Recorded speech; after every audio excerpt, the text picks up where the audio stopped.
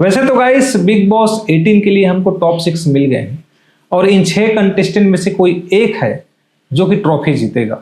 लेकिन आज हम बात करेंगे 3 ऐसे कंटेस्टेंट के बारे में जो कि ट्रॉफी जीतने के हकदार हैं। तो कौन है वो 3 कंटेस्टेंट जो कि ट्रॉफी जीतने के हकदार हैं? तो सबसे पहले बात करते हैं हम कंटेस्टेंट नंबर 1 यानी कि रजत दलाल के बारे में। रजत दलाल के जब घर में एंट्री हुई ना तो बहुत सारा कंट्रोवर्सी लेकर ये घर में आए थे और अपना एक अच्छा इमेज, अच्छा साइड लोगों को दिखाना चाहते थे। तो बुरा चीज वो देख नहीं पाते थे, जिसकी वजह से बहुत ज्यादा अग्रेसिव हो जाते थे। कहीं भी कुछ अगर बुरा होता था तो रजत दलाल को बहुत बुरा लगता था और वो सीधे मुंह पे सामने में कोई भी वो बोल देते थे। तो काफी सारी लड़ाइयां रजत दलाल की शुरुआत में हुई और इनमें से सबसे ज्यादा चर्चित लड़ाई रही विवियन डिसेना के साथ। विवियन डिसेना के साथ लड़ाई ने बिग बॉस शो की टीआरपी को 7वें आसमान पर पहुंचा दिया और एक तगड़ा लड़ाई दोनों के बीच देखने को मिला। हालांकि विवियन डिसेना का कोई खास रिएक्शन नहीं आया किसी भी लड़ाई पर, लेकिन रजत दलाल का हर एक रिएक्शन जो है उनके फैंस के दिलों में उसके लिए प्यार और इज्जत बढ़ाते चला गया। इसीलिए तो आज रजत दलाल के बहुत ज्यादा फैंस बने हैं, बिग बॉस में आने के बाद और ज्यादा बने हैं। उसके बाद रजत दलाल की लड़ाई अविनाश मिश्रा के साथ हुई, चाहत पांडे के साथ हुई और घर में कई ऐसे कंटेस्टेंट हैं जिसकी रजत दलाल के साथ बिल्कुल भी नहीं बनी। बिग बॉस शो में एक और कंटेस्टेंट की एंट्री होती है दिग्विजय राठी, जिनके साथ रजत की अच्छी बॉन्डिंग हमको देखने को मिली। हालांकि कुछ दिनों तक साथ रहने के बाद दोनों में दरार आनी शुरू हो गई और दोनों अलग अलग हो गए, अलग अलग ग्रुप में बढ़ गए।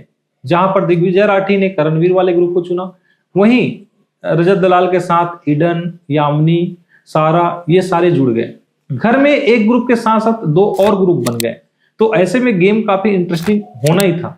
लेकिन रजत दलाल के साथ जो भी रहा ग्रुप में वो धीरे धीरे करके इविक्ट हो गए, लेकिन अंत तक अभी भी रजत दलाल बने हुए हैं जो कि टॉप 6 में अपनी जगह बना चुके हैं और फिनाले विन करने के काफी नजदीक है। इस पूरे सीजन की अगर बात करें तो रजत दलाल शुरुआत में काफी अग्रेसिव नजर आए, लेकिन धीरे धीरे उनका अग्रेशन ठंडे पड़ता गया और आज का जो रजत है वो सारे लोगों से घुल मिल के बात करता है, बहुत अच्छे से बर्ताव करता है और इनके काफी अच्छे साइड हमको देखने को मिला। तो बिग बॉस के हाउस में हर इंसान अपने आप को चेंजेस करता है और रजत दलाल का ये चेंज लोगों को बहुत पसंद आ रहा है, इसीलिए उनको भर भर कर वोट मिल रहे हैं और रजत दलाल फिनाले जीतने के काफी करीब भी हैं। तो गाइस आपको क्या लगता है, क्या रजत दलाल इस बार ट्रॉफी जीत पाएंगे? कमेंट करके जरूर बताइए। तो गाइस जीत के हकदार में दूसरे कंटेस्टेंट की अगर बात करें तो उनका नाम है करणवीर मेहरा, जो कि ऑलरेडी खतरों के खिलाड़ी शो को जीतकर इस शो में आए थे और सबसे बड़ा दावा ये कर रहे थे कि बिग बॉस 18 की ट्रॉफी जो है वो करणवीर मेहरा ही जीतेंगे।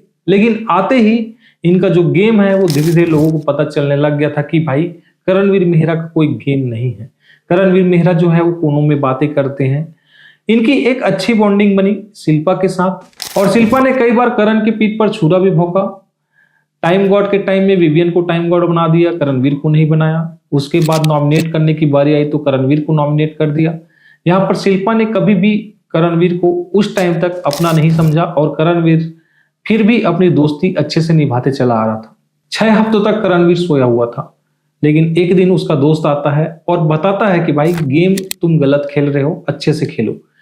तब से करणवीर मेहरा एक बढ़िया गेम खेलते हुए नजर आ रहे हैं। करणवीर मेहरा का घर में सारे कंटेस्टेंट के साथ कुछ ना कुछ बात होता है। अविनाश के साथ इसकी लड़ाई हुई थी शुरू में, उसी तरह चुन के साथ इनकी एक अच्छी बॉन्डिंग बनी। अब ये बॉन्डिंग जो है वो कितना मजबूत है ये बाद में घर से बाहर जाने के बाद भी समझ में आएगा, लेकिन फिलहाल घर में एक मजबूत बॉन्ड चुन के साथ करणवीर मेहरा का दिखा। शिल्पा के साथ भी इसका एक अच्छा बॉन्डिंग दिखा जो कि एक माँ बेटे के रिश्ते की तरह था।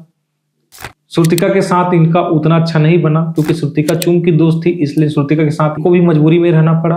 दिग्विजय के साथ करणवीर का बहुत अच्छा बॉन्ड बना। करणवीर ने विवियन से यह भी कहा था कि वो और विवियन जो है वो दोस्त नहीं, न पहले थे न अभी है। इन सब चीज के बावजूद करणवीर का गेम बहुत बढ़िया रहा है और जीत की ये प्रबल दावेदार है क्योंकि इन्होंने जो गेम खेला है मुझे नहीं लगता घर में किसी और ने खेला है।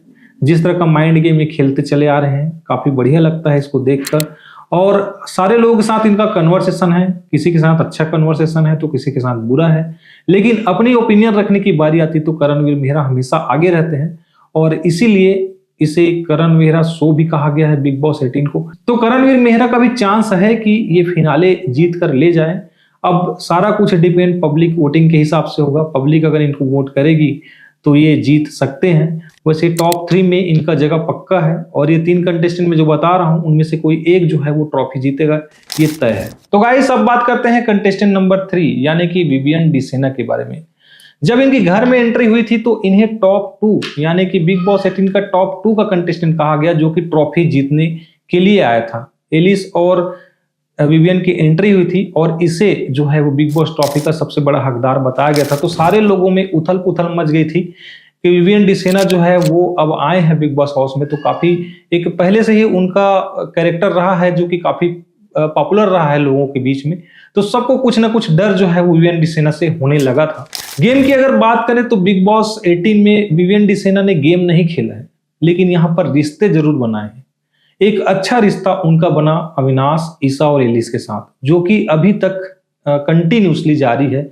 और इस रिश्ते को लोग चाहे कुछ भी बोले, लेकिन बिग बॉस जो शो है वो रिश्तों का शो है। जो इस शो में अपने रिश्ते को लास्ट तक निभाते चला आ रहा हो, वैसा कंटेस्टेंट ही बिग बॉस अधिकतर जीतता है। विवियन डिसेना ने सारे रिश्ते बहुत अच्छे से बनाए, चाहे वो अविनाश ईसा के साथ उनकी दोस्ती हो, चाहे वो करण के साथ उनकी दुश्मनी हो, चाहे बाकी कंटेस्टेंट के साथ भी एक रिश्ता जो है विवियन डिसेना ने बनाया है। और जब भी विवियन डिसेना की लड़ाई रजत दलाल के साथ हुई तो कभी भी उसके मुंह से अपशब्द नहीं निकले। एक जेंटलमैन की तरह लड़ाई लड़ी, बातों से लड़ी। और कई बार ये बात रजत दलाल को भी कही कि भाई ये शो जो है वो बातों का शो है, यहाँ पर गाली गलौज नहीं कर सकते, मारपीट नहीं कर सकते। तो अपनी सारी साइड को वो अच्छे से रखते चले आ रहे थे शो में। 2 बार ये टाइम गॉड बने और उसके बाद गेम में रेगुलर ये दिखे और अपने तरफ से पूरी कोशिश की कि अच्छा वो कर सके। हालांकि अगर विवियन डिसेना के गेम को देखें तो उन्होंने अपना पक्ष हर बार मजबूती के साथ रखा। लोग इसको चाहे मानना चाहे या ना मानना चाहे, लोगों के ऊपर है, लेकिन विवियन डिसेना ने जब भी किसी बात पर अपनी बात रखना चाहा, सबको सामने बुलाकर बैठाकर अच्छे से रखा अपनी बात को, और लगभग सारे लोग उनकी बात को अच्छे से सुनते थे, समझते थे। लेकिन क्योंकि भाई इस घर में सारे लोग दोस्त नहीं रह सकते, कुछ के एनिमीज बन जाते हैं और कुछ जानबूझकर बनाते हैं। तो ऐसा ही विवियन के साथ हुआ। कई लोग उनको टारगेट करते आ रहे थे शुरुआत से ही। रजत के साथ स्पेशल फाइट उनका होता ही था, करणवीर के साथ उनका कभी जमा नहीं। सारा अरफीन खान के साथ एक अच्छा रिश्ता था, लेकिन बाद में वो रिश्ता भी खराब हो गया। कुल मिलाकर विवियन डिसेना जो है वो अभी एक मजबूत कंटेस्टेंट है जो कि फिनाले डिजर्व करते हैं। और ऐसा इसलिए क्योंकि कई बार उन्होंने अपने आप को प्रूव किया है कि उनमें एक अच्छाई के साथ साथ रिश्ते बनाने का एक जज्बा भी है, जो कि बिग बॉस 18 के विनर बनने के लिए काफी है। अब ये डिपेंड करता है कि आप लोग किसे ज्यादा वोट करते हो, क्या रजत दलाल को या विवियन डिसेना को या करणवीर मेहरा को, ये सब आपके ऊपर है। बाकी ये जो 3 कंटेस्टेंट है ना, वो तीनों जीत के हकदार हैं। विनर चाहे आप किसी को ही बना दो, लेकिन अगर इनमें से कोई एक विनर बनता है तो ये शायद बिग बॉस की जीत होगी। आज का ये वीडियो पसंद आया होगा तो चैनल को सब्सक्राइब करें। मिलते हैं नेक्स्ट वीडियो में। Take care, bye.